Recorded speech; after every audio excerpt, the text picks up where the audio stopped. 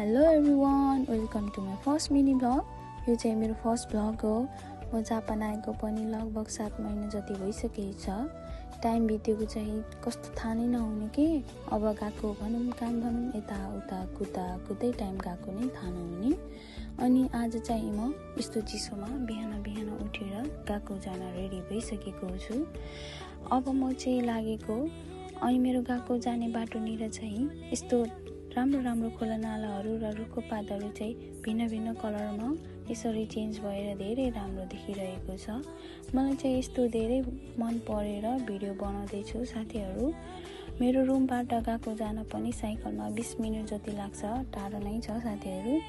अनि आजको मेरो फर्स्ट भिडियो यति नै। हजुरहरूलाई के कस्तो लाग्छ सबैजनाले मेरो भिडियो हेरेर माया अनि सक्दो लाइक, कमेन्ट, सेयर अनि मेरो युट्युब च्यानलमा पनि सब्सक्राइब गरिदिनु होला। धन्यवाद।